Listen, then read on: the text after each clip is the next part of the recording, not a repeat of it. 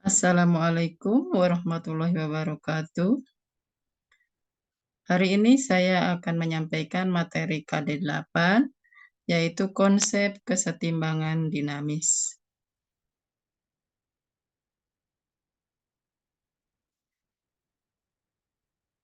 Pada materi ini, reaksi dibagi dua, yaitu reaksi reversibel dan reaksi irreversibel. Kita mulai dengan reaksi reversibel. Reaksi irreversibel, nama lainnya adalah reaksi searah, adalah reaksi yang berlangsung dari kiri ke kanan. Atau nama lainnya disebut dengan reaksi berkesudahan. Karena jika salah satu reaksi habis, maka reaksi akan berhenti. Ciri-ciri dari reaksi irreversibel, yang pertama adalah reaksinya berlangsung satu arah, tadi dari kiri ke kanan. Yang kedua, hasil reaksi yang dihasilkan tidak dapat diubah kembali menjadi reaksi semula. Ciri yang ketiga yaitu ditandai dengan satu anak panah, seperti ini. Dan yang keempat, umumnya reaksi terjadi di alam. Contoh dari reaksi berkesudahan, yang pertama adalah reaksi pembakaran. Contoh reaksi pada pembakaran kertas, bensin, dan sebagainya.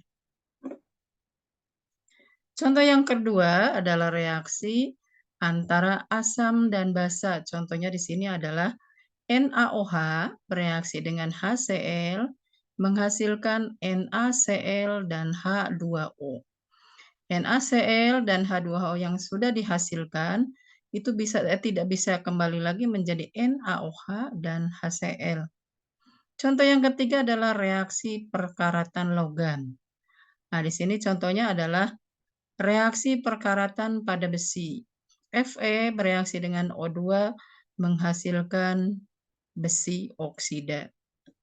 Yang keempat adalah proses respirasi atau pernapasan, di mana makhluk hidup manusia dan hewan itu akan menghirup oksigen, kemudian dihasilkan karbon dioksida. Dan contoh-contoh lainnya masih bisa kita tuliskan. Sementara reaksi reversibel, nama lainnya adalah reaksi kesetimbangan. Ini kebalikan dari reaksi yang tadi.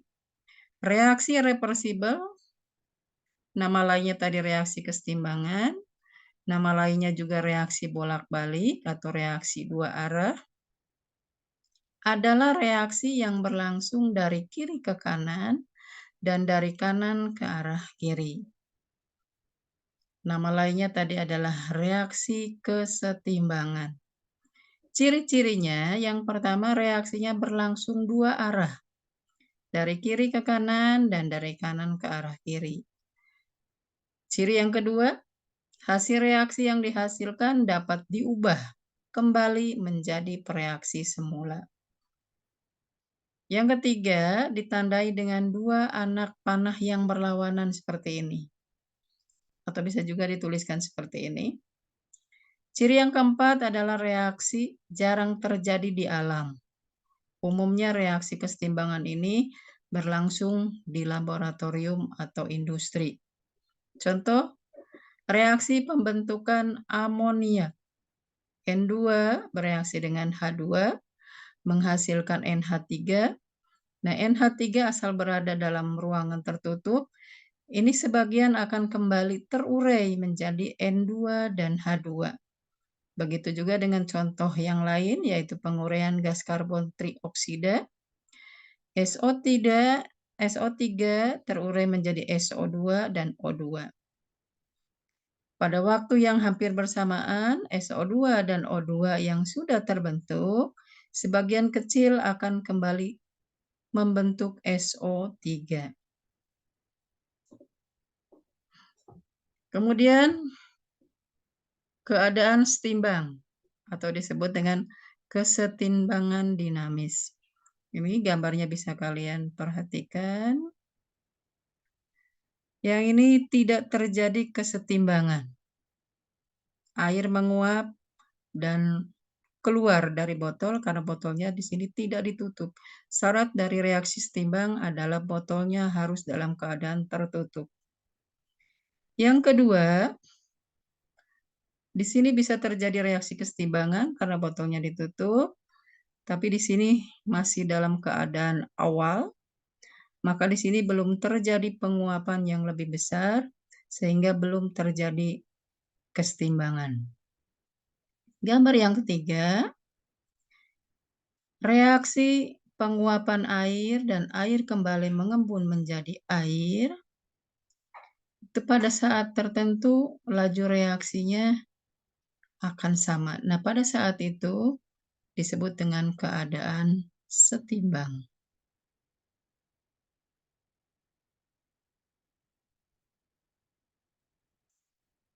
Penjelasannya, yang pertama, jika air diletakkan di dalam botol terbuka dan dibiarkan dalam waktu yang cukup lama, air di dalam botol akan berkurang karena butir-butir air menguap dari permukaan air dan keluar dari botol sehingga tidak terjadi reaksi kesetimbangan. Itu penjelasan untuk botol yang pertama. Untuk botol yang kedua, pada botol tertutup, uap air yang terjadi pada proses penguapan tidak keluar dari botol. Akibatnya, jika uap telah menjadi jenuh, ada sebagian uap air yang akan mengembun, kembali menjadi butir-butir air yang menempel pada botol dan akhirnya mengalir lagi ke dalam botol. Pada botol kedua, laju kecepatan pembentukan uap masih lebih besar pada laju pengembunan. Maka di sini belum terjadi kesetimbangan. Penjelasan yang kelima, pada botol ketiga, reaksi terus berlangsung. Dan setelah sekian waktu, laju penguapan dan laju pengembunan besarnya sama. Atau jumlah air yang menguap sama dengan jumlah uap air yang mengembun.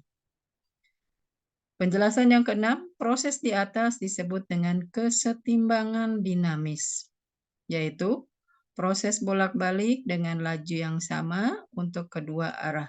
Jadi di sini terjadi keadaan setimbang. Ciri-ciri reaksi dalam keadaan setimbang. Yang pertama, laju reaksi ke arah kanan, nama lainnya adalah reaksi maju, besarnya sama dengan laju reaksi ke arah kiri, yang disebut dengan reaksi balik. Lambangnya V1 sama dengan V2. Ciri yang kedua, secara mikroskopis, di sini maksudnya dalam tingkat molekul, reaksi tetap berlangsung dalam dua arah yang berlawanan. Jadi disebut dengan dinamis, terus-menerus. Yang ketiga, secara makroskopis yang dapat diamati atau diukur, reaksi seolah-olah telah berhenti. Ciri yang keempat, semua komponen tetap ada, tidak ada yang hilang. Makanya kalau misalnya salah satu zatnya, zat bereaksi maupun hasil reaksinya, berbentuk uap atau gas, maka wadah yang digunakan harus dalam keadaan tertutup rapat. Ciri yang kelima, jumlah atau konsentrasi masing-masing komponen sudah tetap, sudah tidak berubah lagi. Ciri yang keenam, untuk reaksi yang melibatkan gas akan terjadi kesetimbangan jika dilakukan pada ruang tertutup.